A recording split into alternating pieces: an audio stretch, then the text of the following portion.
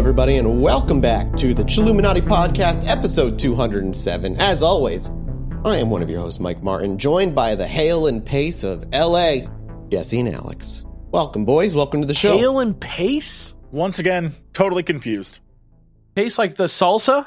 Hail and Pace were an English comedy double act that performed in clubs and on radio and television in the UK in the 80s and 90s.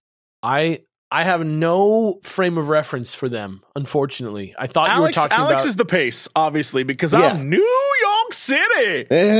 Gareth Hale and Norman Pace are their full names. I am beside myself. I have no idea. He's Pace Picante, and I'm the salsa made in New York, which I guess is the other guy. Checks out. That works? You're down for that? Yeah, Pace. I mean, I don't know anything about him, so, I also don't care. Pace is a legit legit salsa. The fact that I know so little about them means that I care even less. This is from the Web Archive, Wayback Machine here, boys. So it was how you're getting a little info on them. The Wayback. You couldn't find a normal article. You had to go to the Wayback Machine. This is where it was once for sale, but no longer. The Hale and Pace Series 1 and 2 3-disc set that was only in Australia for some weird reason. It's out of stock, dude. It's out of stock? Look at the Mr. Bean holiday on the left. It's a link to an old DVD listing? Yeah. Yes, that's what we got. That's correct. The one thing he sent us to show us who these people are. Cover art coming soon? Let's see. Can I get you a better picture? You can get anything better. I have a URL for you guys to follow. If you check this one out, check out the chat. Patreon.com/ChilluminatiPod. That's right. Do you think they're there? Oh man, I bet you. I don't know that Hale and Pace are there, but I'll tell you what is there. Ooh. 3 of the sweetest little boys you've ever known who just want to get on with their lives, making great episodes for you guys about true crime and real English stones and aliens. Like today, probably, if I know Mathis. And what are you trying to say? You know me? You think you're my friend or something? Get out of here. Whoa. I feel like I'm your friend. I'd like to believe I'm your friend, Mathis. Don't worry. He's a little on edge because of what we're about to talk about today. It's been a very tense 3 days. Yeah, but if you head over to patreon.com/ChilluminatiPod, you'll get that. You'll get mini-sodes. You'll get great art from Mel. We got pre-sale on merch. We got everything over there. We got Rotten Popcorn, the archives. We can call Mel she's officially a Hot Topic designer.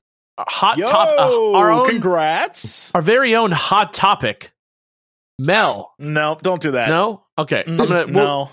Guys, head on over to patreon.com/ChilluminatiPod, where you can watch Mathis gain kinship with Fox Mulder in real time. It's true. You were on Rotten Popcorn. I am very surprised how dead correct you were about what I would feel about Mulder. It was shocking that you hadn't heard of I was surprised that you hadn't heard of it because of how similar your plights truly were. Well, he said he heard of it in the background when his parents would watch it, and he ignored it, which is even more shocking to me. But it checks out with this whole, I only play video games, I don't watch TV. It's true. Makes sense. It's very, very true.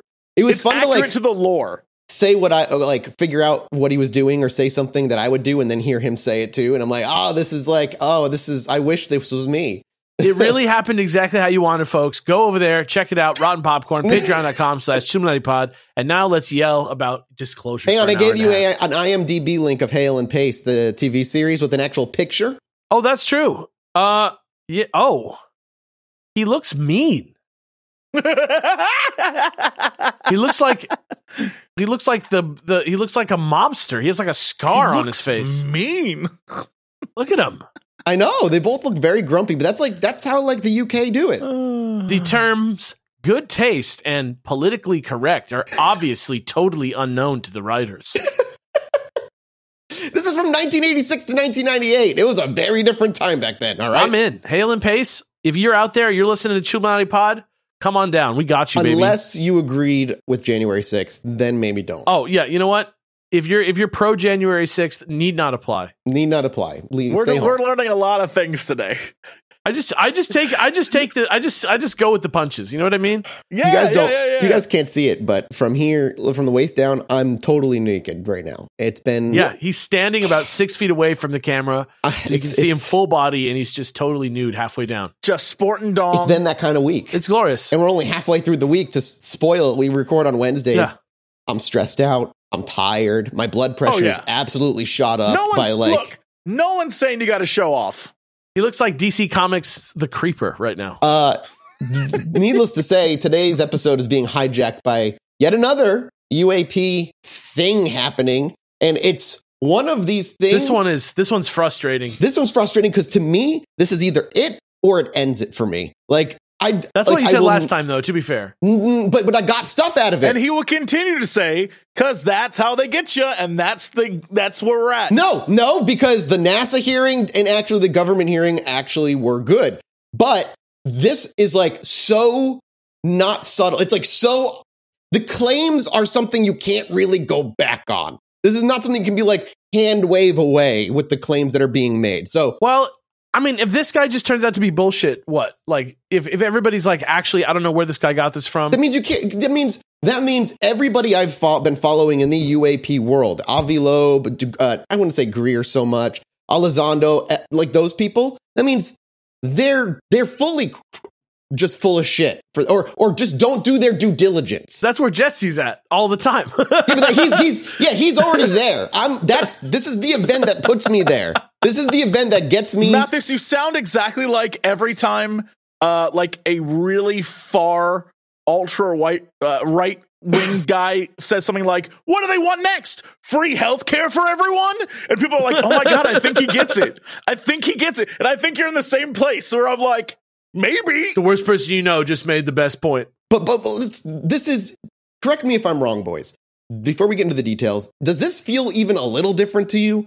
Just because of the bombastic claims and who this guy is before we get into who he is in a moment? Cynically, I'm with you for the most part. Cynically, it feels like they definitely, at the very least, even if you believe this is nothing more than just the latest dog and pony show about aliens, it's clear that they've taken a big swing with this one to get it on some sources. There's a lot of websites and news publications and stuff that don't normally cover this with the level of seriousness that this one is getting, regardless of how true or not true it is. I have definitely noticed that it seems to be taken more seriously by the media in general for some reason. And I will say that. We'll get to who's covering it, how they're covering it, what they're even saying in the articles, and what is supposed to be coming down the line. We're apparently getting a Washington Post article in the next couple of days as well. We'll see. The biggest problem that I have with all of this is it reminds me of, first off, it's UFO stuff, so obviously I'm going to be like, all right. The government propaganda worked on you. It worked. But the thing that's interesting is this time, the way the news is picking up, it reminds me of, and I don't know how many of you remember this listening or if you two remember this, but in 2022, there was a good 2 or 3 month period where everyone on the news was talking about Havana syndrome. Yes. A thing that has existed in the cultural ethos of us being in Cuba that hasn't been forgotten in certain circles, good sir. For years and years and years, people talked about Russia is bombarding. And earlier this year, since the Obama administration, practically. I think. It happened frequently where people were like, whoa, what's going on? And then the news finally picked it up and started running stories, and they were talking about it like it was a real major thing. And then this March, a bunch of different official reports came out that were like, yeah, no, Russia's not attacking us. It's just people getting sick or whatever. It's nothing. Don't worry about it. And so, yeah, well, then that's infuriating because that's not true. Clearly. Well, here's the thing. Doesn't matter what you think. I know. Doesn't matter what I think.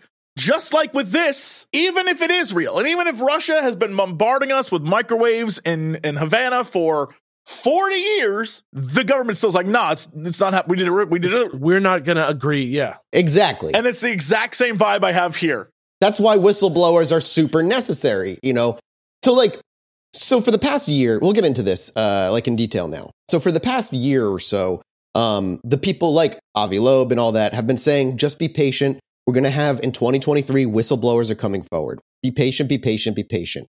Time just kept going. Nothing fucking happened. And they kept just saying the same thing over and over again. And it just became frustrating because nothing was coming of it. We watched you unravel in real time. Multiple times. And I'm doing it for the most extreme time now. It's about to be the end all for me. We'll see about that. So this guy comes forward, a man by the name of, I want to say Gorsuch, and it's not. It's Grusch. It's Gorsch. Grusch. Let's see, David Both Charles seem fine. Grusch, maybe, who knows? This man is a decorated Air Force veteran who served beyond just in the Air Force from 2019 to 2021. He was the liaison between the department he was working at and the AARO. So, he's been, and that's been verified. He was working with the UAP side of things for a while. Fun note, because he's a picture of him holding up all of his medals. My buddy Jeremy, who is, like I said earlier, he's been in Marines. He looked at it because he was hearing of this too. And he's like, fun fact, he has no combat award, so it's not PTSD from combat. And I was like, okay, thanks. Good to know. Interesting. But it's just an interesting point, I guess. He didn't see combat or anything. So basically what he's saying is he came forward last year in the early 2022. He testified to Congress for over 11 hours. He was then cleared via some sort of filing that April 6th of that next year, 2023, he would be cleared to talk about what he spoke about in Congress. However, and he just filed a complaint. You can go look at the complaint. When he started coming forward with stuff, he started getting targeted for he says harassment or just trying to stop him from doing it. So he filed a complaint with Congress, I believe, or the DOD, because he believes he's being wrongfully targeted because he should be protected now by the passage of the AARO thing, where all whistleblowers can now come forward, no matter the NDAs or whatever they signed, and not have any retaliation from the government. You should be completely protected. That was part of the budget. I think it was tagged at the bottom. I kind of thought that was already the vibe, but whatever. Well, that's what it was the vibe since that. It was the vibe for what, 6 months now, and that's been the vibe. I just mean it seems like that should have been the vibe about all whistleblowing for all time. But yeah. Well, then you got we have so many whistleblowers. Fucking Reality was her name. Got put in jail for whistleblowing. Reality Winner? Yeah, her, shit like that. Yeah, they should be protected, absolutely. But we know that's not the case, especially if the U.S. government thinks its secrets are more important to keep to themselves regardless. So he filed it because what he came forward saying in an interview that was done early April on camera, and then the debrief, which is the first place to break the news, did 2 months of fact-checking, and there are 2 separate articles about their fact-checking alone. Before they publish this. And this Sunday, the full 7-hour interview uncut is also being released. And basically he says for the past decades, the US, and not just the US, the UK, France, all major nations, have been scooping up wrecks. They have destroyed or parts of wrecks as well as fully intact wrecks that are, and he specifically says, non-human intelligence. When asked about if it was extraterrestrial, he didn't go so far as to say it's extraterrestrial. He didn't know. He just knew that it was non-human intelligence. That's so loaded, though. Non-human intelligence? Well, because that could mean from under our oceans. That could mean from another dimension, yeah. It just means it's something as more intelligent or as intelligent as we are. Sure. But he's not saying, it's the Chinese or whatever. He's non-human intelligence is loaded. Yeah, it's definitely loaded. Yes. That's what I'm saying. It's a big call out. Not only that, he claimed that the U.S.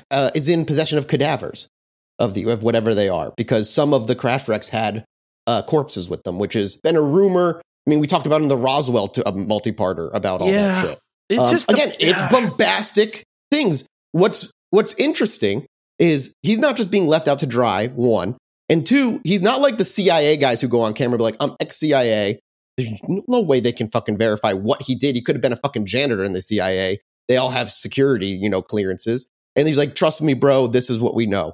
But this guy can be tracked, fact-checked to what he did, where he worked. And people that are in the government working where he's working, that are still working now, and people who have also since left, have all come forward and said, this guy is an honorable dude. He's a good worker. You can that's all just, he's being supported, followed by people like Avi Loeb and Elizondo and all these other people that are there are more coming too. We told you be patient. This is only the start. They said there's more whistleblowers coming. Isn't this guy a lot like Elizondo, though, in a lot of ways? Well, no, because Elizondo, you could not figure out where he worked. So he claimed he ran ATIP.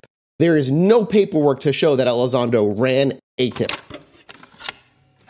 Thank you to our longtime sponsor, Talkspace. Therapy is the crux of my week at this point. Every Monday at 4 o'clock, I have therapy, and I look forward to it, damn it. I'm not afraid to say it. Too many people out there are so afraid. to say they want to get therapy, or maybe they feel like they need therapy, or maybe they just want to have therapy to keep their life moving forward in a positive direction. The stigma attached to it is unfair. You take care of the rest of your body when it gets sick, go to the doctors, the dentist, but for some reason, because no one can see the brain with their own two eyes, they don't like to worry about the brain. They just, I'll deal with it. I'll compartmentalize. Dude, I'm telling you, seeing a therapist is so good for you. It's grounding, it's helpful, and it can help you overcome maybe a little bit of that talking issue that you have. Yeah, you, Jerry. I know you have one. I had one too. You don't need to wait until something bad happens to talk with a therapist. You don't have to wait at all. It's easy to find a good therapist now through Talkspace.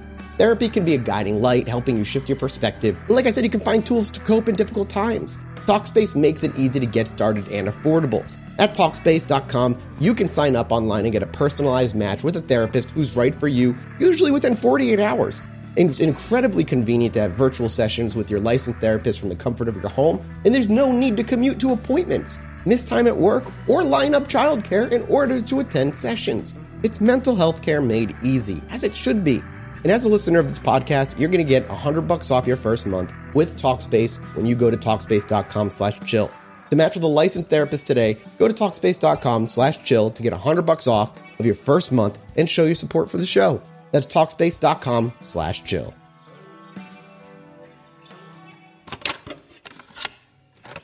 He was a part of A-Tip, but we don't know what his position was. Elizondo says that he saw stuff, right? Sure. So he actually is claiming to be even more like of a witness to it than Dr. Grusch is. What's his name? Grusch. Grusch. I'm so sorry. David Grusch. He's a veteran, not a doctor. If David Grusch is actually listening to this, I'm so sorry.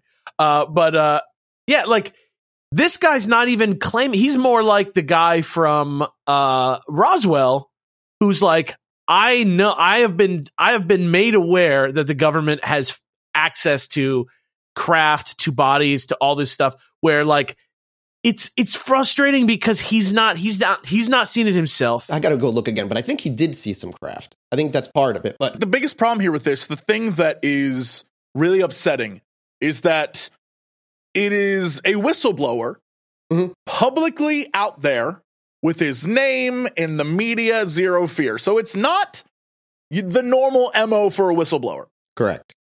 Then we have this, I don't know, this like no document, no pictures. We'll get to that. No actual bodies. Yeah. No craft. No nothing. And when you watch the interview stuff, he's like, I mean, that stuff's classified. So, it's very hard You're getting a highly to edited believe video. anything completely because it's a man saying a thing, period. Like, a man has cred, but it's just a dude saying a thing. Sure. Oh, agree. You kind of have to measure this against other dudes who have said things, really, right, and see what the difference is here, if there is any.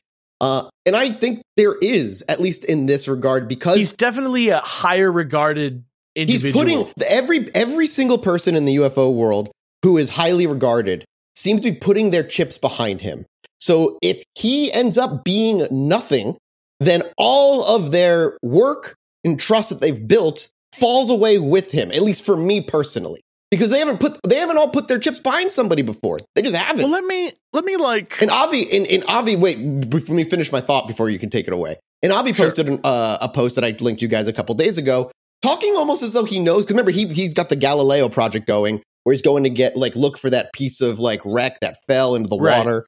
He's speaking in that article as though he already knows it is not just a meteor; it's a piece of tech that's like fallen. I don't know why he's talking like that. But suddenly he's speaking with pretty high confidence that there's going to be what he calls before and after initial discovery. Like the time, it's going to change the way humans like look at the galaxy. So like two things. Yeah. One, everything we're saying is we're basing this guy's credibility off of the other people we deem credible. But why do we deem them credible? What have they delivered on the UFO front that makes them credible rather than they're just loud voices? Loeb is part of the NASA 12-person team that's working on his shit. That gives him credibility, period, to me. He was one of the 12 that was picked. And he's working on shit now. He's being actually funded. Christopher Mellon is another incredibly trustworthy guy who's put all of his military credentials out there. And like he is a guy, everything he's said so far has, like everything he said is coming, has ended up coming. And so then question 2. Sure. Yeah. And this is where I throw the wrench in because I'm really excited. Throw about all this. the wrenches in. This is what it needs to happen. Oh, I'm very excited. Yeah, no, I want this. So if this guy is a whistleblower, but he's doing it the complete opposite of the way whistles are blown, and the people backing him up. How are whistles blown usually? You literally, the people blowing whistles don't announce like who they anonymously, like kind of like under the protection of. But that's happened in UFOs, and nobody buys that. Nobody listens to the people who are anonymous. But that's different. I'm saying what a whistleblower is. Like this guy's saying, "Yo, I know the secrets of the government and stuff," right? And it just goes against what most whistleblowing is. So my whole question is, did Snowden hide who he was or not? I don't remember, to be honest with you. Like Snowden was a whistleblower, right? Did he like pretend or hide himself? I don't know that Snowden and reality and all the different people who like did things like that did so announcing who they were up front, right? They were discovered and then they became a thing. Gotcha. Right? Okay. Just like this dude who was discovered leaking stuff onto a Minecraft Discord about the Ukraine war. So I think he gave stuff to journalists is what Snowden He did. The story was handed to journalists first. They have it still. Yeah. So he went to New York Times and he went to the Washington Post first. And then he said there was pressure to release quickly. Didn't elaborate as to why there was pressure. So they went with News Nation, which people are like, what's News Nation? It's like, it's owned by a mid-tier like news company. They're not like a Newsmax or whatever. They're like a independent news thing. And they have I think it was a trustworthy score of 42 out of 60 on Politico or something. So they're like in the good range in case people are like, who's that? Why even bother? So sorry, continue. That's just how it was announced. So the wrench I want to throw in is, again, let's do the setup. We have a guy who's out there in the public saying, I know these things. And I want to tell you about them, but like I can't tell you about them. But they're there. And I can't prove it, but like they're there. And then the people who are all like, he is on the money are people, for example, like this dude who works for NASA now. All I'm saying is, what if it's not a whistleblower at all, but something that we're being told for a selected specific reason? I would be very fucking curious what that reason is, because that borders that walks into, I don't know. What if it's all set up, dude? That walks into like conspiracy territory that's equally as believable as aliens, Jesse. Well, welcome to the world that this show operates in. If you're going to sit there and tell me it's aliens, I can sit here and tell you we're being lied to. It's a conspiracy. This guy's a patsy, dude. So the whistleblower effect, hopefully, is he's the first of more than one. We're also being told there are more whistleblowers coming forward. Like, hold on to your butts. Like, June is going to have more whistleblowers. So if that happens, like real quick, take it back a minute. We were also told by many Republican committees that there were a lot of whistleblowers about Joe Biden that were going to come forward. Oh, absolutely. And it didn't happen. None of them did. In fact, the ones that did come forward had no real evidence at all. Sure. So I'm just saying we can be told a million things, but this stuff, it doesn't mean it happened. Okay. There's already a difference, though, because the first whistleblower that they said is coming forward has now come forward. So there's a precedent set. Yeah, there is sort of like looking into this a little bit more, right? Like, you can take this instance as its own thing, and there's things that are shady about it. We've gotten into some of them already.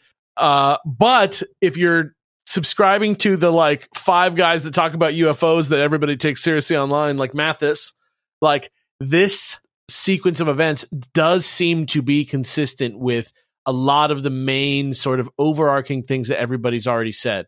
So, from Mathis's point of view... And the timeline falls in line with what they've been saying for months. Yeah, exactly. Yeah, and so from Mathis's point of view, I do see how you could say this time is the time.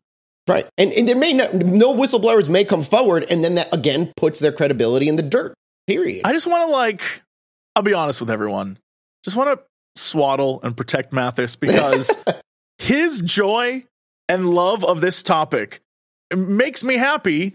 And I want him to be happy. And I'm so just worried that what's about to happen is, once again, nothing. Nothing will happen. And Mathis will have said on the show, I'm done. If nothing happens, I'm quitting. I'm done. I can't do this anymore. Yeah, and I'm going to have to be here like, baby, maybe it's maybe I'm next not quitting time. the show. Come on, I'm quitting aliens. No, I'm quitting the government. All right, That's what I'm saying. Is you're just like, I'm done. I'm done living my fantasy. I'm done enjoying life. I'm done having fun. Right? I'm worried you're gonna be like, I'm over it. No, because it would still mean the UAP mystery is still there. I'm over listening to these people who who consistently say they have knowledge we don't yet, because they need for the channels to all approve whatever it is they got to do, like whatever higher ups have to say, okay, and then they're going to come forward. And this is the first, like everything they've been preaching up to this point has now been at least proven with one person, but they say more are coming. And I agree. We need more than one dude. It just feels very heavily like if you strip away aliens and strip away all this stuff, you take it down to like basics. It is the exact same run up and vibe as when all the QAnon people got all worked up about like the storms are coming, and then it never did. And finally, January 6th arrived, and they were like, "Yes, today's the day." And then there was no like big ending. I just don't think that's quite the same. No, but I'm saying like strip it down to the base, dude. It's the hype, and then they were told a day was going to happen that would change the world, and then it didn't. And then there's like out there floating, angry. It's being picked up in a way that January 6th wasn't picked up on prior to it happening by all these news outlets. If it's not what he says it is, well, it's more exciting. What do you think is the ulterior motive here? Of this? Oh, hell if I know. I just asked the question to get you all worked up. I don't know. But you gotta ask the question back. You gotta look at like, okay, so we just pretend he's hoaxing us. All a lie.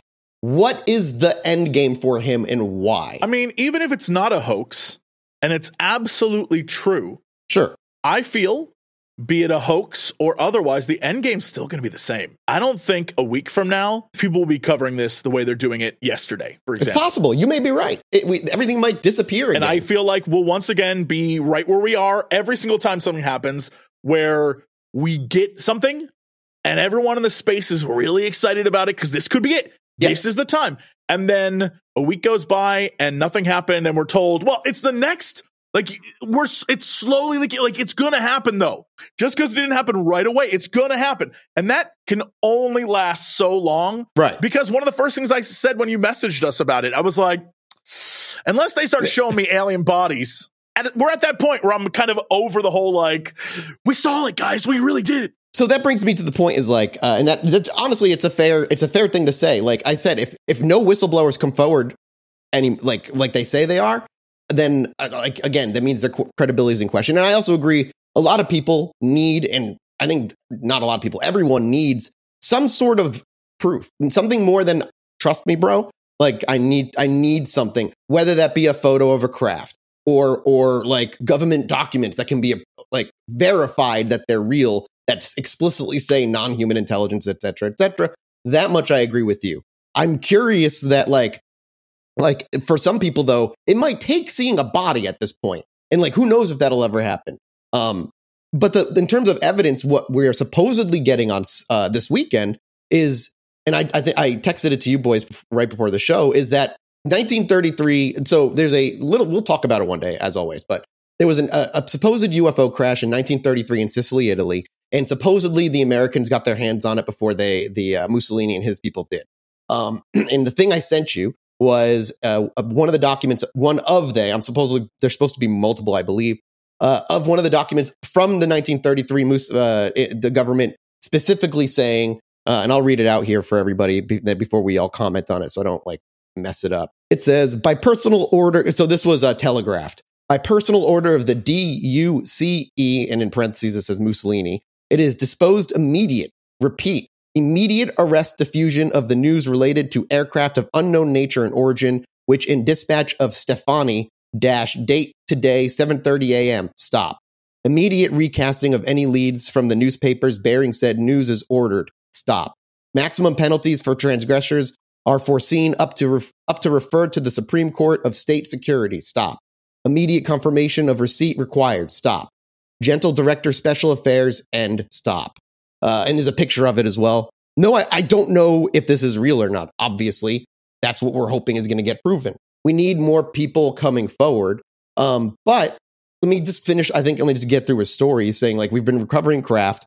And the reason it's so secretive isn't because there's a new world order all agreeing to keep people quiet. What he's saying is ever since the retrieval of the first one, it sparked a brand new Cold War between everybody in a rush to try and figure out how these things work and then make them ourselves. And that, to me, is way more believable than like every government shaking hands and signing a document that says, we know aliens are real. No one ever talk about the Galactic Council or you die. A Cold War between the countries who have retrieved things makes way more sense. And our own intelligence, I don't want to say officials, but agencies, CIA, FBI, they all are always fucking fighting with each other. We've learned that over the past 5 years. There's not a lot of communication. And what he's saying is like, the parts are being held not in all one spot. Different people and different groups have different things. He was saying like contractors, aka Lockheed Martin, which would make a lot of sense, have bits and pieces. The Air Force has some. The CIA even may have some. Like they're not working and cooperating with each other because everybody's trying to be the first, be the one that figures it out, retrofit this tech. And that's why nobody's really been able to communicate across the world about it. I don't know if that's true, obviously, but that makes more sense to me than a giant, like I said, alliance of secret alien courts. Yeah, like straight up the X-Files. Don't spoil anything. I've only seen the first two episodes. I'm just saying like something where it's just truly the government is actively working against the people of the world. Yes, it makes more sense that humans are being humans about it. The thing that's interesting, though, is then if you take the other half of what's being said, which is we are using alien tech to increase our own tech. They're trying. It's been supposedly no success because they can't figure it out. It's science beyond what we know. Well, and I think that goes back to an interesting thing that, you know, has been said multiple times over the years, which is we have alien tech. We're trying to use the alien tech to make our tech better, help society, this, or we're in alliance with them and they're giving us information and technology. Either way, I would be open to the discussion of, okay, yeah, if someone is giving us like future tech or whatever, or we have a crashed version, that would lend credulity to the idea of when you look at the way we've proceeded as a civilization or as a planet and how I was reading an article the other day about Gen Z. Shout out to my Gen Zers out there. Dude, I love Gen Z so fucking much. According to this article, you guys suck at technology. And the reason why... Oh, I saw that article. Yeah, the reason why isn't because Gen Z's bad at tech. It's because they never had access to a lot of tech. When myself and you two were coming up in the 80s, 90s, early 2000s, technology exploded. Yeah. We went from having no cell phone. We went from like the spinner thing to like the rotary phone. Yep, rotary phones, baby. I loved those. To the dial tone phone, to a pager, to a cell phone, to like a thing you can hold in your hand that's a computer. And that was in that time period. And that was fast. We went from when my mom, for her first computer, she had to put in cards that were hole punched. And by the time I left my home, I had like a gateway PC, and now the PCs are insane, right? We had to learn like a lot of different elements of it. I think about like in 2000 when I went to high school, my very first, like my parents got the very first Nokia cell phones, those bricks, right? And then when I was in only 4 years, the cell phone I had a color screen that flipped open and keyboards. Yep. Like, it was like, bam, just in 4 years, tech blew up in that. And there's this crazy tech boom. But the thing that's interesting is in the last 10, some say 15 years, tech kind of stopped. Not in that it got better or like it got crazier, but that, you know, it went from being, oh, well, you're going to go from your Nokia to your Razr to like, now it's iPhone 4, 5. So it's the same thing.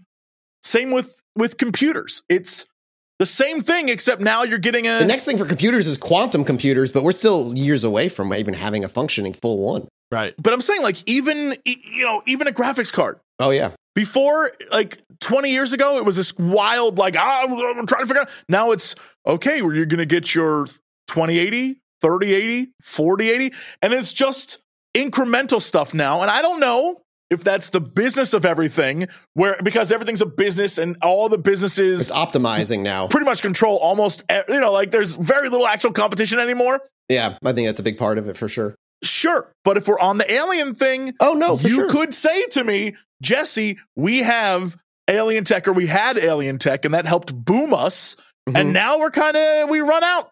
We used all the stuff we have, and now we're trying to rely on old human ingenuity, and we can't. Like, you could tell that to me. You could sell that to me. I'd sit there for the conversation. It's logical in a way. I mean, that's not even like a niche belief. That's like a huge like belief is that like the early recoveries, what we were able to figure out, we were able to transition into tech that we have, internet, Wi-Fi, touchscreens.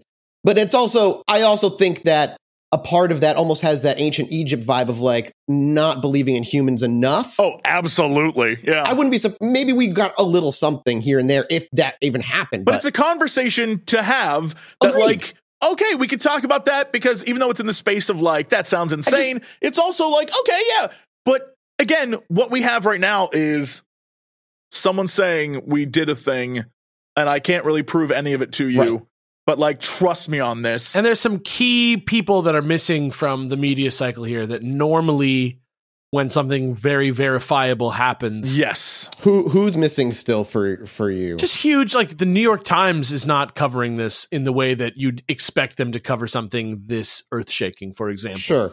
Yeah, the people I've got like right now we've got The Guardian, Fox, Independent, Newsweek, Huffington Post, Vice, New York Post, News Hub, Daily Mail, Berlingske, which is Danish, Revu, which is Dutch, and one that's a French newspaper as well. Yeah, like let's not undersell the significance Sure. of the papers that are involved in this. Like Vice, The Guardian, those are some big names, right? Let's Yep. also, speaking of big names, even though it's not a name I ever want to say on this podcast, I'm going to do it anyway. Tucker Carlson came back with his first show on Twitter, and it was all over the internet because his first show, the last half, is dedicated to this story. His first show back. And of course, his spin is like, you can't let that discredit the entire thing, though. You can't let one dude covering as it. like the first thing, you're just like, okay. And there's some spin on it about how, like, you're so busy worrying about trans youth that you're not focused on alien invasion, like that kind of stuff. Where you're like, oh boy. But Oh man, the fact that like he is doing that to his audience, I think also says a lot. I don't give a shit what Tucker says, but like his audience does. And they are very passionate. there was a political article related to this. Remember, I said Christopher Mellon, just to remind you what he was, because he wasn't just like a freaking soldier. He was the Deputy Assistant Secretary of Defensive Intelligence. Was what his role was within government prior. And there was also a comment from one of the authors saying the Washington Post did not pass on the article. They just needed more time, and it's coming. The big thing is, like, I also want to talk before we, maybe talk about more conjecture, is the government's response to this. So the White House press secretary was asked about it in your press gathering, and she basically dodged it and said, talk to the DOD. The DOD said, we don't have any verifiable evidence that these are true claims, and kind of like left it at that. The Pentagon then denied all of it and said, we don't have anything. And then the Congress is announced that they're doing a, what do you call it? Fucking meeting. I can't remember the name of it. Like a committee? Yeah, there we go. Chairman of the House Oversight Committee is intending to hold hearings on the UFO retrieval whistleblower claims. Dutch newspaper also, which is like, apparently it's Dutch newspapers, like a big Dutch newspaper. Same thing with the Danish and French newspapers. They're like big ones over there. So, just wanted to like get the government, each branch is just saying something entirely different. Nobody's saying the same thing, which is just, if you wanted to put this to rest, you would think that they would all just say no, no, no, instead of not going to answer, vague answer, and then Pentagon being like, no, of course not. And that's what the Pentagon said about the videos until they were leaked and verified by the Pentagon. I wonder if they just know what it is, though. You know what I mean? Like maybe the lie isn't. But they could simply say that. They don't have to say what it is. What they could say is it's tech. It's just a top secret tech. Here's what I mean. Well, here's what I mean, though, is like maybe it's a situation where it's like China, for example, and number one, that we don't want to get the word out on our end because we don't want people freaking out that China can just like roll on us anytime they want. And why isn't the Pentagon and the DOD's answer the same then?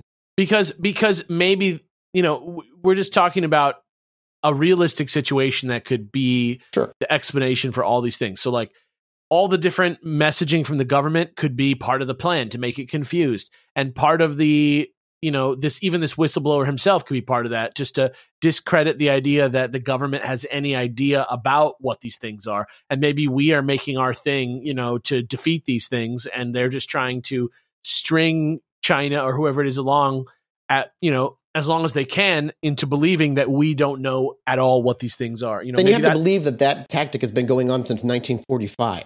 Well, true, but I mean, you got to think about also in relation to that, just the recent weirdness that we had with China and the balloons, and just, I don't know. I'm just thinking, that to me throws there more into question of what we have, because they are willing to give us high definition photos and videos of Russian and Chinese spy balloons and planes. But when it comes to this stuff, it's like only the shit that gets leaked, and only after it gets verified by the Pentagon, like 2 weeks after it's been leaked, and most people don't care anymore. Yeah, just nothing has made me leap to it's definitely got to be something inhuman, other than this guy saying that it's inhuman so far.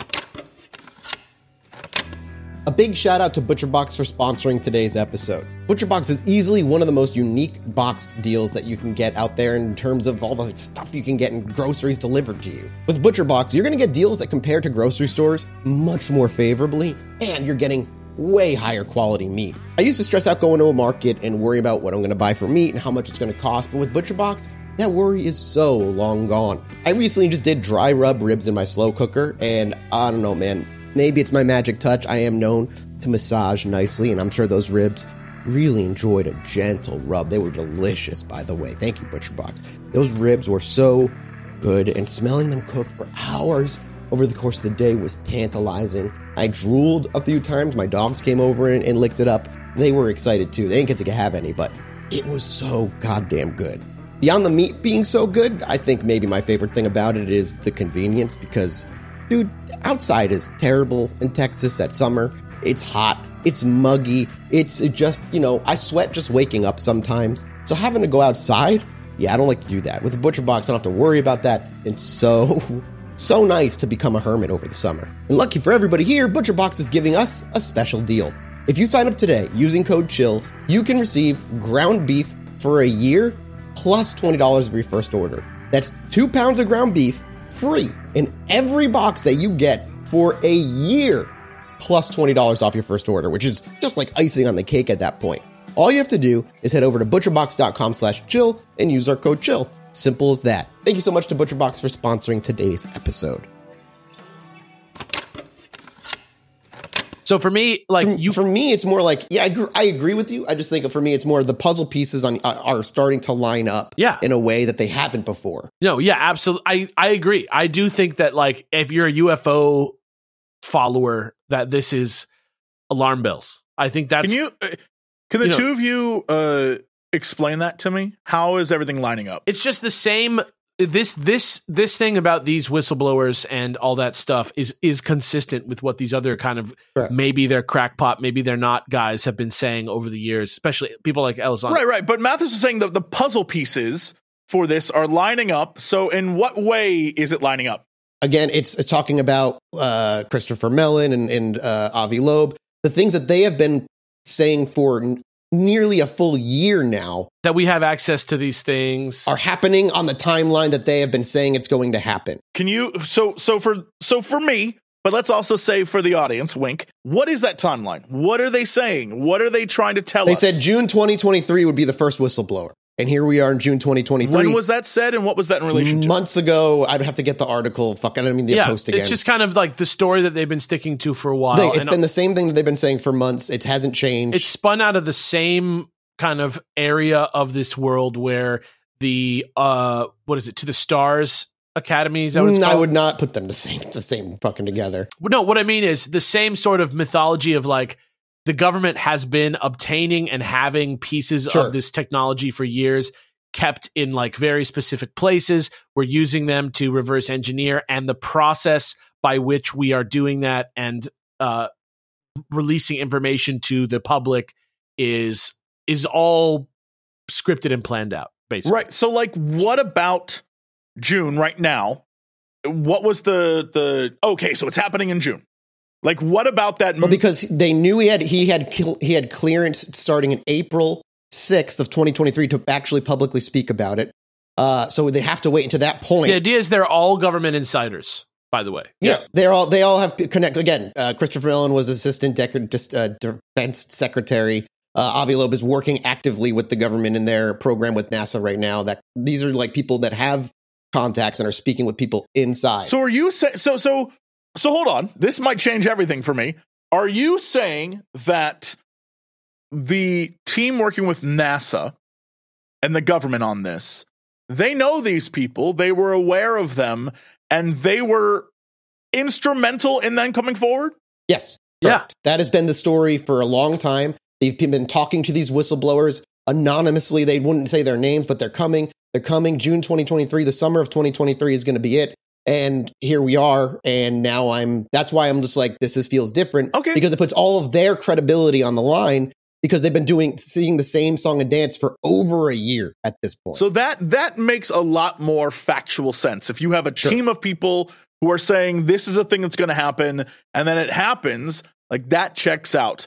The thing that then I'm curious about is the other people. Are they also on sort of they aren't allowed to talk until after such and such a date? Well, Christopher Mellon is he's just, if you go to his Twitter right now, he's just talking about like the whistleblower and that more are going to come forward. What was the question again? I distracted myself. Well, I'm just saying, do they have more people coming forward? That's what they said. Yes, it's the same people that said this guy was coming forward. That another whistleblower did come forward the same day he did, but he kept his name anonymous. The name he used is not his real name. So it just like kind of went under the radar. Jonathan Gray or whatever. Yeah, exactly. Yep, him. So because he still works in the government. He's still in the government right now. He still has his job. Yeah. Well, I mean, and that's, I think, what I was saying earlier about it doesn't follow the whistleblower MO, right? Where it's the dude's still in the government. That guy did a normal whistleblow thing. So my question is, when will we get more information about future people that are coming out? Because I think that's very important, that there's a flow to it. Should be this month. And if we do they have limits like this guy where you said he was free to talk after a certain day? I assume, that's the thing, that he was only free to talk a certain day only came forward when he was finally able to be free.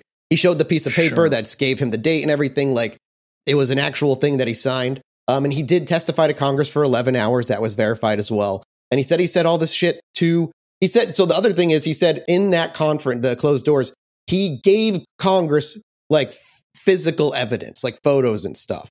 So I don't know if he's not cleared to release those to the public, if that's part of it. Yeah. Why couldn't he release those? I don't know, but that's what he's saying. And he did have a hearing. Like, Congress is not coming out and saying no. In fact, they just, like I said, the Overhouse Committee just said we're going to do an oversight hearing on this. And we still have the congressional public hearing coming out. It all looks pretty good at first glance. Yeah. It's all just, again, everything's like starting. It takes a gentle blow of wind to scatter the pieces before they land. And that's very possible. Sure. But it feels like a lot of it, all right, Mathis, we're going to use you as an example. This is also, you got to also admit, the way you think, and I'm with you, is because of decades of them treating UFOs like a joke. Well, and this is a question that I have, and I'm gonna use you as an example. But Mathis, let's say you're this guy. You go before Congress. You have photos, right? You've given the photos to. You have photographic evidence that this is real. And you have all the proof that everything you're saying is real. If you go to the media and you say, I know this stuff, but I can't show you, but I know it. Why wouldn't you just give the media photos and stuff? Like, what's the worst that could happen to you? He gets put in prison. Hold on. Time out. Whoa. Time out. Sure. Because if you give photos to the press. Isn't that what Reality Winner did? And she got put in prison? Sure. For one leaked document was five years or something crazy. Yeah. Exactly. But what I'm saying is, if you give the photos to the press, sure, only two things can happen. One, they throw you in prison. Yeah. Which then proves that it's real. I don't know. Not a lot of people believe Julian Assange. There's a lot of belief on that. Split belief on him. Oh, hold on. No. Hold on. If you show photos and then you get thrown into prison. Sure. That's the government saying you're leaking classified information. How can it be classified if it's fake? 2. No, I agree with you. 2, if they don't throw you in prison, right? Because they're like, oh, it's fake, then you're fine. All I'm saying is, this seems like a pretty easy solution to me. If they wanted to get it out there, finally. Because I don't want to go to, because if it was me, if I'm being told as that person that there's a way for me to get this out there and also not be put in prison, then I'm going to do it that way. If this would change humanity, you would think if I had evidence, if I believed, I'd take 5 years in prison to change the world. I don't know, man. I feel like it's a lot harder of an ask than that, and there's probably more like risks So to his. he doesn't have any of this. Just to be clear, I am not entirely sure. He is saying he might still have them. I don't know. He's telling Congress that there is information that Congress is not being told, and that he doesn't have this. Yeah. Okay. Well, then that's entirely different. He turned over some information to Congress. But what information? Was it just hearsay? I don't think he can. No. It was like it's classified. Yeah, Yeah, it's classified. He met with Congress and turned over information to them. And then another guy, that guy that we were talking about, Jonathan Gray, also confirmed exotic materials and said, we are not alone. What would need to happen, Jesse, for you to be like, this makes sense beyond just seeing a photo of a dead body? Anything other than a dude said a thing, and I can't tell you anything because it's all classified. Like that continues to be BS to me. I get it. I understand it in all facets of life, but you know, if you're going to say it's classified, I spoke to Congress or whatever, but now I'm going to go public and tell the world, you got to come with the goods. You can't just like stir the pot and then be like, one day you'll find out. Like, no, we got to stop that shit. He has not seen anything himself. He does not know where they are, or at least he doesn't say he knows where they are. And he says that there has been retaliation. Again, on Monday, he filed a whistleblower complaint to Congress and the Intelligence Community Inspector General on classified information that he insists proves to the recoveries of partial fragments and intact vehicles by the U.S. government, its allies, defense contractors, according to the report. And he also filed a complaint because he was being, like you said, Alex, what was happening when he was being targeted. It's not that this guy's sitting on a bunch of information that is the actual information. It's that he has been receiving word and knows the people in the government that are working on these programs actively right now, and they're being corroborated by a lot of people. And the reason that it's interesting that all these people are backing him up is just because it seems to be legitimizing these claims. That's the thing. Like if he's going to say something, but he doesn't have a way to show it, but there's somebody in the government that does and will corroborate a story, he can't come forward with his actual name. So how the fuck are you going to like trust him? Like he can't, because if he actually came forward, it's like me, I work here, he'd lose his job. It'd be over for him. You know, like, so he's getting the reinforcement from somebody within the government, but he's using an anonymous name, as you say whistleblowers should, and he's doing all the things you said a whistleblower should. But do you trust it? Because now you're getting an anonymous name, Jesse. Do you trust it? I mean, you can never 100% trust anything anyone says without evidence, right? Yes, I agree with you. And this guy there's no evidence this dude is giving us at all. All the evidence is contextual. What's happening around him. He has evidence of the people, yeah. Because what's happening around him from him coming forward is different than every other fucking ex-CIA person that's gone on Fox News to talk about aliens invading us, because nothing fucking happens with them, but something is happening with this guy, which is why it makes it different. I don't know that that's true. You're saying something is happening. There's no difference in this moment between other people who have come forward and this person. How? Have you seen the mainstream media cover every ex-CIA dude who's come forward and talk about aliens? Can you actively say that? Because it's not true. The moment hasn't occurred yet. That's the thing that's like kind of strange about this. Like, it's being picked up. That's interesting. It's interesting that it's on The Guardian. It's interesting that it's on Vice. It's interesting that it's on Newsweek. It is. WAPO apparently is putting out a paper. Well, we'll see on that. That's rumor.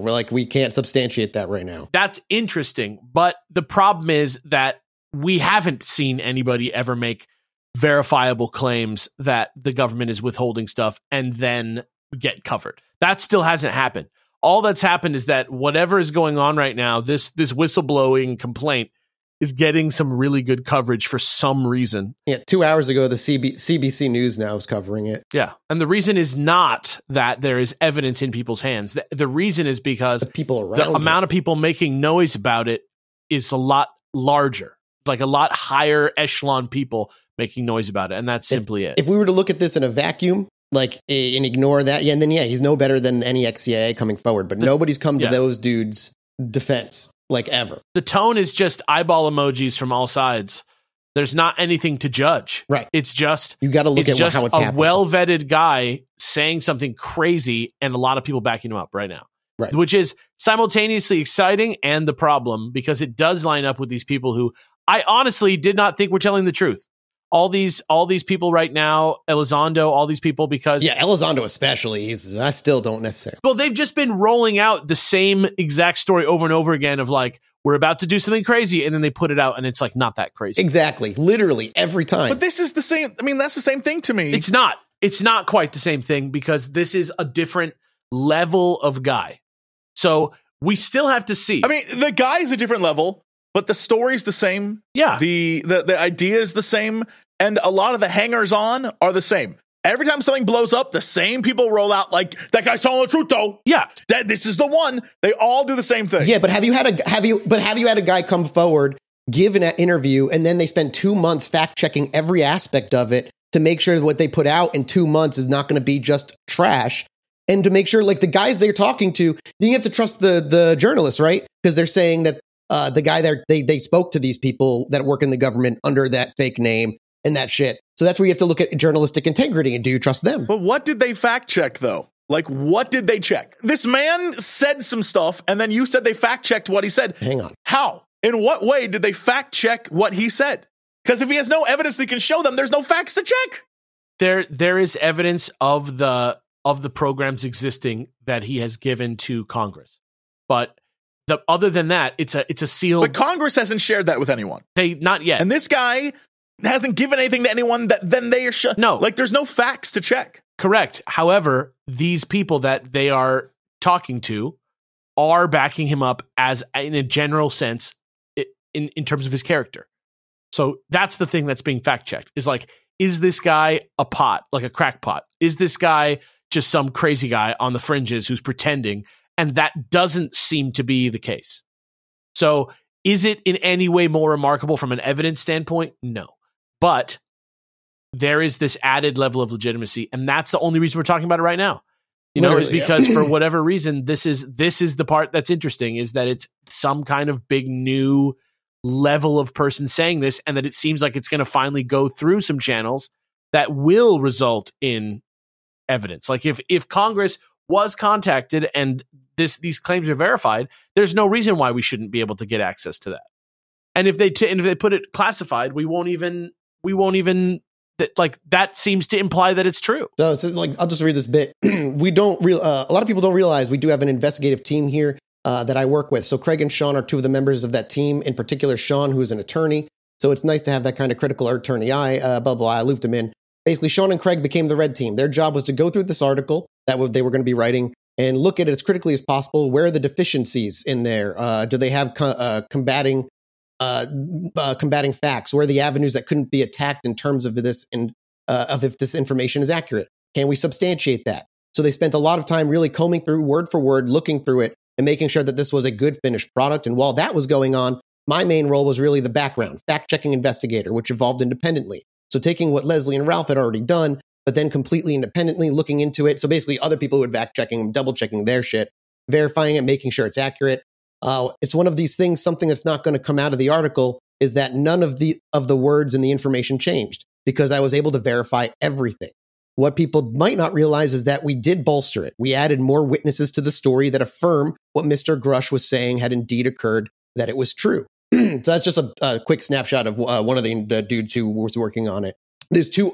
I link you boys both part 1 and part 2 of the article. They get into even right after that, like how specifically they fact check specific people. Yeah, they're talking about how he's saying in the first few sentences, it says the whistleblower, David Charles Grusch, a veteran of the National Geospatial Intelligence Agency and the National Reconnaissance Office, served as the Reconnaissance Office's representative to the unidentified area, the UAPTF, from 2019 to 2021. They say from late 2021 to 2022 July, he was NGA's co-lead for UAP analysis and its representative of the task force. And he's like, are those things you had to go check, or is that background check stuff? And he says they'd already done background checking, but we always have to verify, so we vet. That means another team independently corroborating every fact. So just for that one fact, it was already vetted. Then they have to go in as the publication and verify it independently, and he's on record. So it's bang, bang, bang. Yep. He says, and he even goes on to say, like, so luckily we at the debrief have been able to forge some really good relationships with people across the government and in this space with the UAP. But outside of that, so in areas like the National Geospatial Intelligence Agency or the NRO, they realize that we're just trying to get information correct. And so these are people that we can call and say, hey, do you know this individual? A big part of this was not only verifying that he was who he says he was, that he was in a position he says he was, which is a problem with Elizondo, who we can't verify. But then for me as well, getting a kind of idea of who is this individual? Is this somebody who's had a longstanding UFO interest? Like, what's going on here? What's going on in the mindset here? So they're even looking into seeing if this guy was like into UFOs before coming forward with this, and if that was part of who he was before all of this. And so that involved really getting to know Mr. Grusch without directly knowing him and talking to people that work with him as a colleague, verifying that he had worked with the task force, verified his work at the NRO and what his colleagues and coworkers thought of him. And I'll tell you that through that and multiple sources, no one had anything bad to say.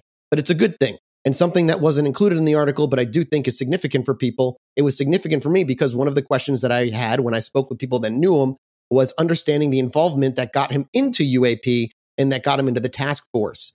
He had no pre-existing interests or real interest in UAP, so it wasn't any experience with UFOs or any pre-existing interest that got him into that to where he is today. It was rather he had come recommended to the directorate of the task force based on experience and for being known as a sharp analyst with the NGA, and somebody who, when the task force needed a liaison at NGA, was someone who was recommended. But it was based on his reputation in the intelligence community as an analyst, not someone with an interest in UAP. That's a small part of the part one of the article. It's a full two-parter interview, and they go into detail even further, like, well, what were you able to verify? Like he goes on and says, like, were you able to verify at all that these dates that were given 2019 to 2021, are these all independently verified? Yes.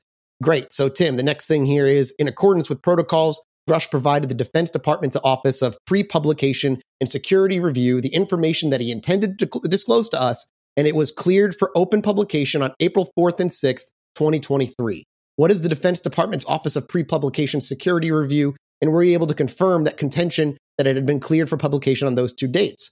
And he goes to say, so the Pre-Defense Pre-Publication Security Review, that's also called the DOPSR, each branch or component of the government has one of these offices. And so what it means is anytime somebody who held a top secret position or has worked with classified material, if they're going to discuss that work publicly, if they're going to write a book, if we're going to do an interview, that type of thing, they are required. They're supposed to clear what they intend to say through DOPSR beforehand.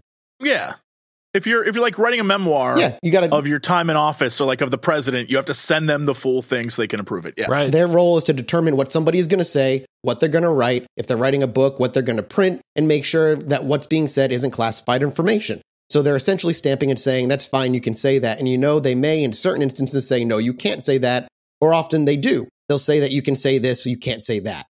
Because this, and then they kind of go on to ask that this mostly has to do with security and classifications. And he says, yes, it has nothing to do with ensuring that people who are even out of the government now, that if they're going to talk about their work while working in a classified setting in government, if they're going to talk about that publicly, it's ensuring that the information they're talking about, they're not revealing national security secrets, just like Jesse said, or classified information. So this is a unique setting here because this is something you don't often see in any type of news article. You would see it with books, you'll see it with documentaries, but you often would never see this in a news or print article. But it does speak to the fact that Grusch really tried to take the exact appropriate path, the exact official channels. He tried to do everything right throughout his process. He hasn't gone willy-nilly. And so when you decided he wanted to come forward with the story, he put the information he wanted to share through DOPSR, and they cleared it. That doesn't mean that the Department of Defense is stamping off on what he's saying and saying, okay, yeah, it's all true. They're just saying, okay, we'll let you say that because it's not going to reveal any secrets. I just finished dinner. I'm not quite hungry enough for like a dessert or seconds. I'm feeling a little snacky, and the favorite thing I like to put in my mouth to keep that hunger at bay is nuts. I love just putting nuts in my mouth and swallowing every bit I can to keep me sated during those snacky feelings. And I feel like some of you out there might also enjoy swallowing some nuts. If you like cashews, gummy bears or olives, maybe popcorn, even saltwater taffy or trail mix, you can go to nuts.com and they've got you covered. Even things like sesame sticks, dried fruit, or my personal favorite, chocolate-covered espresso beans because I'm a caffeine addict, and also chocolate is delicious. Nuts.com is your one-stop shop for freshly roasted nuts, dried fruit, sweets, pantry staples like specialty flours, and more. Their wide selection means there's something for everyone that they're going to enjoy, and it's way healthier than, doing what I do, which is taking peanut butter and fluff and mixing it in a bowl and putting it in my mouth as tears quietly stream down my face. But with Nuts.com, I don't need to do that anymore. I got a bag of walnuts that I'm almost done with, and I've got a whole thing of cashews just waiting for me, and I left them for last because they're my favorite. You can shop a la carte at any time or opt into hassle-free auto deliveries if you know you're going to be a snackaholic, so you never have to run out of your favorite items. And if you're already stocked up at home, they also sell directly to businesses. Right now, Nuts.com is offering new customers a free gift with purchase and free shipping on all orders of $29 or more at nuts.com/chill. Just go get your delicious nuts at nuts.com/chill. You're going to get a free gift and free shipping when you spend $29 or more. That's it. Nuts.com/chill. They're just saying, okay, we'll let you say that because it's not going to reveal any secrets. Yeah, and I think that's why I don't think it's a mistake to be covering this, even if it ends up being fake, just because of how verified it is. Like, I think it is. I don't think it's a mistake to understand this as a particularly interesting one of these UFO flap type things. The only thing I can think of is that hearing that, if we were to court of law this, the attorneys have some great witnesses, very reliable witnesses. But right now, that's all they have. Sure, yeah. You know what I mean? Like, right. They can put dudes on the stand, have them say stuff, and we could be like, yeah, absolutely. But at that point, everything is circumstantial. You're getting down to beyond reasonable doubt. Yeah, like that's where I need to be. I need them to wheel out a cadaver, or else I'm going to be like, again, with this. It's important to look at this guy and this article and not treat it like every other dude has come forward, because the due diligence was super fucking done here. But I feel like you have to until it's more like until more people show up. The claim isn't aliens are real, right? The claim isn't aliens are real. The claim is simply that I have heard that somewhere in the government there are things going on involving crafts from another world. Or from that aren't human, NHI. Right? And you know how crazy that sounds, right? Like what you just said. Yeah, but then that means the fucking government did their damn job. Well, so his goal is not to get the truth out himself. I don't think he has the capability of doing that. I think what his goal is to get Congress to look into this, and I think that's what's interesting about this versus a lot of the other things that have happened, which are not trying to do that and are trying to blow the door. So let me add this last bit into it because this is also important. Another fact check piece is like, okay, great. The next fact I have highlighted here that I want to ask on the story is, it says Carl E. Nell, a recently retired Army colonel and current aerospace executive who was the Army's director of the UAP task force from 2021 to 2022 and worked with Grusch there, called Grusch's statement essentially correct. Were you able to confirm that Carl Nell is a retired colonel and that he did work those dates at that task force? And they said, yes. Now we were able to confirm, just like with Mr. Grusch, we were able to confirm through multiple sources that he did work for the task force during that time and that he did work with Grusch. And what he was saying in terms of his support for what Grusch was claiming was accurate. And like Grusch, part of my work was understanding how were these individuals called to be part of this seemingly stigmatized topic. And in Nell's case, he wasn't. He wasn't necessarily recruited to the task force. He actually was assigned there as the Army's liaison. So it was one of the situation where Nell's an interesting one as well because he wasn't recruited. It wasn't something that he necessarily wanted to be a part of beforehand. It was something that he was told he was going to be a part of. But the task force in the Army, nobody had a choice here. But he came in, he ended up coming in and working with the task force, and subsequently what he was exposed to led him to the same kind of conclusions that Grusch shared. So they were able to verify that this dude as well is like, he is recently retired, and he's currently working in the aerospace executives world and was part of the UAP task force via Army. It's pretty good. The last thing is the Jonathan Gray guy. So scrolling down next one, this statement says, Jonathan Gray is a generational officer of the United States intelligence community with a top secret clearance who currently works for the National Air and Space Intelligence Center, where the analysis of UAP has been his focus. Previously, he had experience serving private aerospace and DoD Special Directive Task Forces. Who is Jonathan Gray, and were you able to confirm these parts of his resume that were listed? Right, well, I'll just say this. I'm exceptionally cautious in discussing anything related to that individual because, as you'll note, that's the only one, goddamn Paige, that's the only one who technically still works in government, still holds several classifications, works in compartment. I'll just say it was very interesting. Multiple sources confirmed for me, what somewhat to my surprise, that in the NASIC, the National Intelligence Space Intelligence Center, that they indeed have been involved. They do share information with the UAP task force and have worked with them and have been involved in this issue. And so there's not a lot I can say about it. So that's a little bit about who Mike Jonathan Gray is and where he's working in the government right now. I know we need proof beyond a reasonable doubt. I agree with you that we need proof beyond a reasonable doubt. That's just not really the situation right now. So what I'm hoping this is the first true crack in the dam that eventually floods us with the truth. Whatever the truth is, whether it's fucking other tech that we've been making, tech from another country, or really is non-human intelligence or exotic in origin, it's not all going to happen in one day, but we need a big crack in the fucking dam. That's what whistleblowers are usually for. So I'm hoping that's what this is, the first that eventually paves the way. And I hope we get more physical evidence, like the supposed evidence that we're getting this weekend, the leaked document that I linked to you.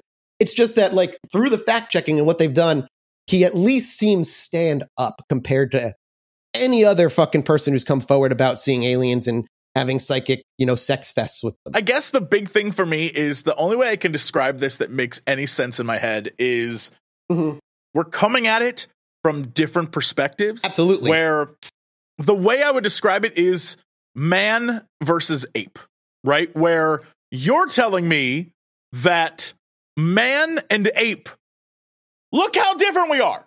Look at us. But I'm telling you, genetically, actually, we're very, like that kind of thing. Right. And you're telling me, like, but look, Jesse, look with your eyes. And I'm telling you, yeah, but using the science of like DNA, I can tell you we're actually quite similar. And that's where we're at, where I'm like still not impressed yet. I'll be there if something cool happens. Really? Even the fact checking and learning, like, the due diligence they did on this guy, that he's not this nobody dude, that they, like, had multiple groups looking and making sure. I promise you there have been other not nobody dudes in the past. But not to this, like, every I use ex-CIA because there's no difference except for that it's being picked up. So it's being picked up. Why? Why is this one being picked up? That'd be a question you should be asking. Good question. I can't say that you know. That's like talking to the Republicans down here sometimes and be like, okay, you have a fact, you're using it incorrectly. Now think, why is that why is that happening? And if you go, okay, hang on, let me think about it, that's what you need to be doing. The answer is not going to be, oh, well, it's true. I'm not asking you to say it's true. I'm asking you to say this doesn't feel different to you than like when Tucker Carlson in fucking interviews an ex-CIA guy on Carlson Tonight. Like, I don't hold that to any shit. It just depends. It just depends on how cynical you are. Fair. That's fair, really I've got childlike wonder still. I'm open to being hurt still. I'm vulnerable. I see how it's different. I will give you that, right? I am not saying it means that it's true. It does mean that. No, I'm just saying we've been in similar situations before. It's in a lot of ways. Even with this, it feels like of all the weird times that those 2012 guys say that the end of the world is coming, this one feels like the one that's November 12th, 2012 or whatever, right? It just, if it didn't have Loeb and Mellon and all these guys who are still working with the NASA team and shit attached to it, I would also feel like I'd be on Jesse's side of like, man, this doesn't feel all that different. But it has the people that have any credibility attached to it. And that's what makes me a little more open to be hurt. You know what I mean? Opening my heart. Yeah, but I will acknowledge, like, you know what I mean? Like, I will acknowledge that it is different. That's the main thing.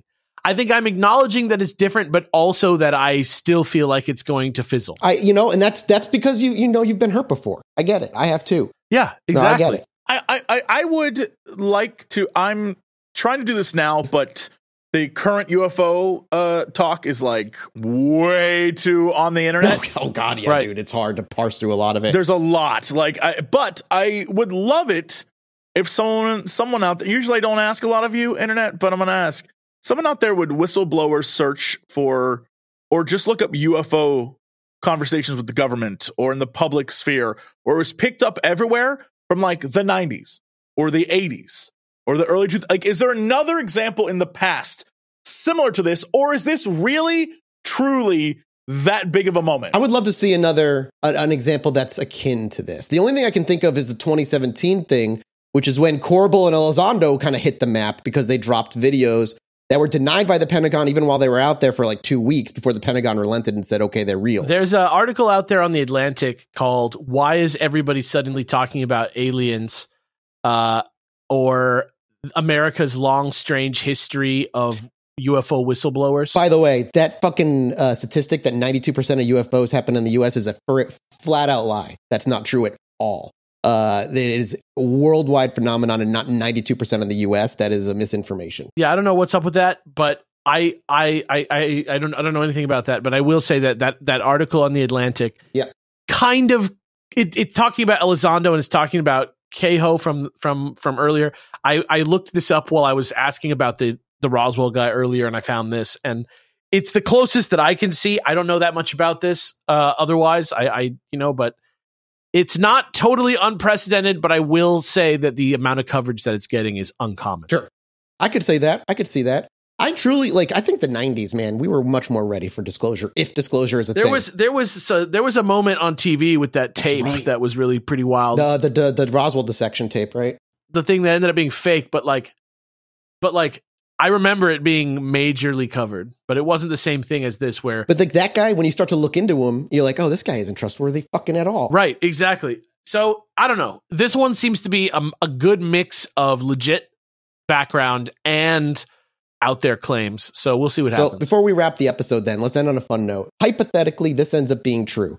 We don't know if grays are real. We just know we have bits of what is potential technology from something that's not human.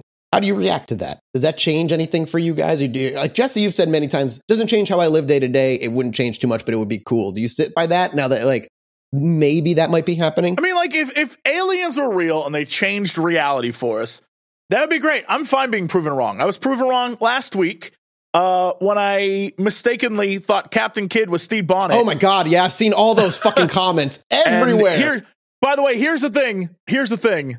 Go look up their histories. They're when you have a broad historical knowledge, it's sometimes you mess up the guys' names. They were the last in the group of pirates were also kind of like that cool knight pirate where we're good guys, but also we're bad. They fit into the same category. My bad. I'm always down to be proven wrong.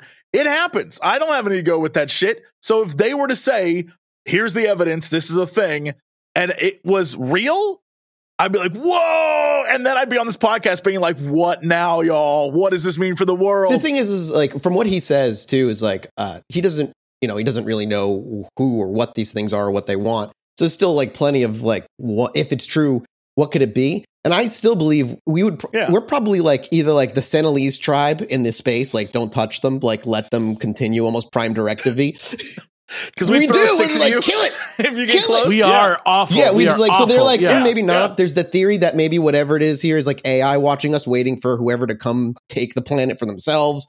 It could be anything. I just to know that there's something out there. It would also bring the question is life rare in the universe then? But it also a lot of that also goes against why they would hide it. You know what I mean? If we discovered AI was monitoring us in case the aliens came back or whatever, wouldn't we as a species be like, oh, guys, we're being monitored and things could come. We should be prepared for that. Yeah, I can see. If you can convince people to believe it, besides Mathis. There's no way to prove it's AI too, right? It's just a theory. You couldn't. People would be like, one world government, they're trying to control us. A lot of people say that today, and I don't really give it much credence. There's really nothing to we can't. If they wanted us dead, we'd be dead already. I imagine the aliens. Yeah, if this is real and they wanted us dead, I feel like we'd already be done. Right, but it's if they're real for fun, then you're absolutely correct. If I shut off Jesse Brain, then like, honest to God, if I just like live in the moment, there's no reason like legit. I'm ordering pizza and I'm just inviting you guys over and we're just going to hang out. I would hope that it would spur like a new technological push, like from people in the world, maybe. But no matter what, there's going to be pushback. Oh yeah, of course. It would definitely get me to eat some pizza. No matter what happens, if it's real, if it's fake, if aliens show up tomorrow, someone will tell you that that's what you're seeing isn't real and it's something else. And there's psyop. And this is one of the things that upsets me, is because I feel like a lot of the conversation is, well, the government's afraid to tell people.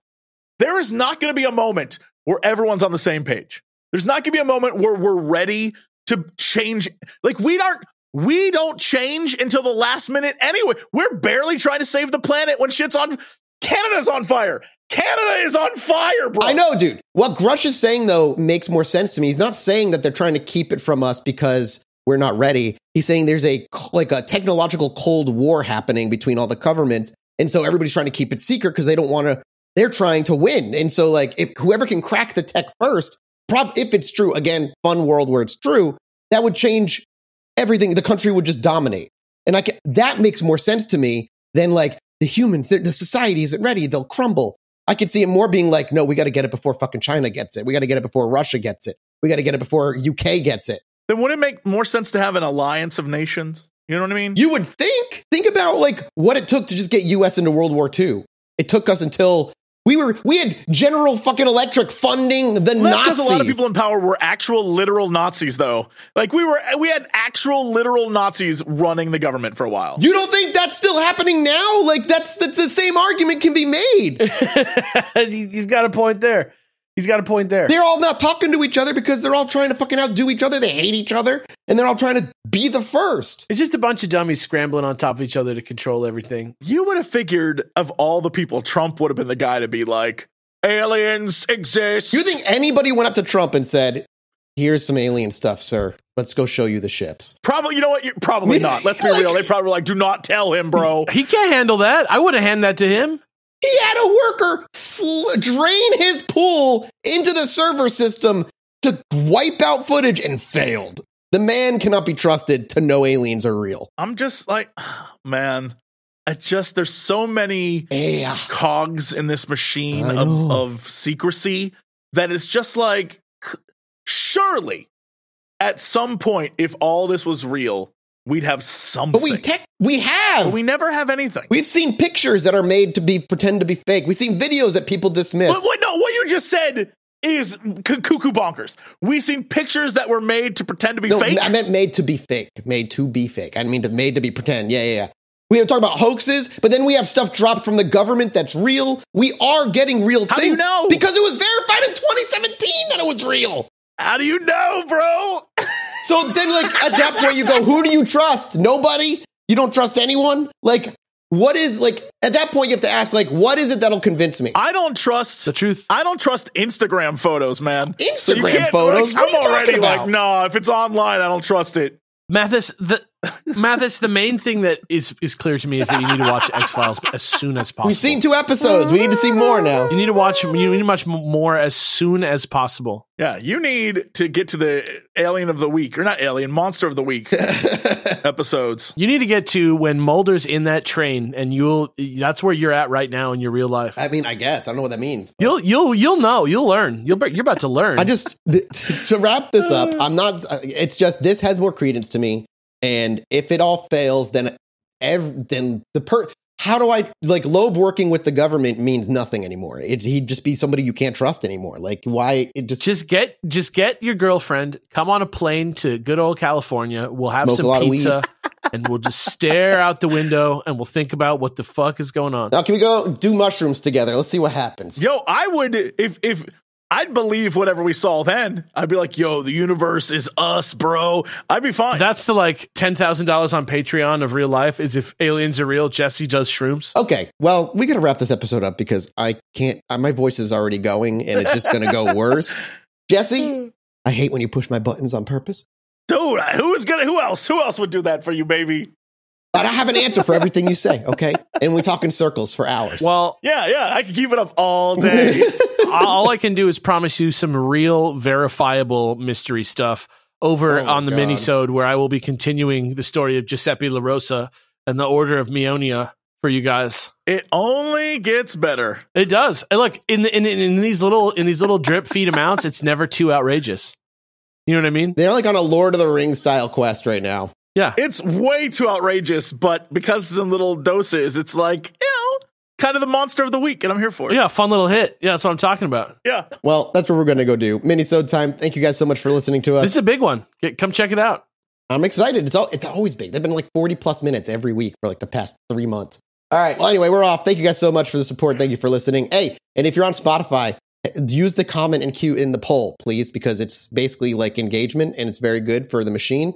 And just follow us on Spotify as well. Get in an argument on Spotify if you love the show, please. Yeah, tell me I suck over there. Jesse's wrong. Let me have it. Dude, we're going to get both. I get both. Man, you get the Jesse just cuts Mathis off all the time. And man, I wish Masters would just stop and think for a minute.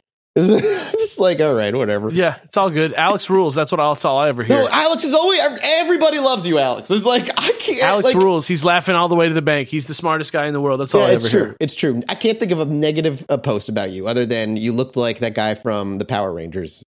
Oh, I look like the guy from the Too Many Cooks video. That's who I look like now. That's Oh, no. All right. Thank you, guys. We love you. Thank you for the support. We'll see you next week. Patreon.com/ChilluminatiPod. We'll see you there. Bye. Anyway, me and my wife were sitting outside indulging on our porch one night, enjoying ourselves. I needed to go to the bathroom, so I stepped back inside, and after a few moments, I hear my wife go, "Holy shit, get out of here." So I quickly dash back outside, and she's looking up at the sky in awe. I look up too, and there's a perfect line of dozen lights traveling across the sky.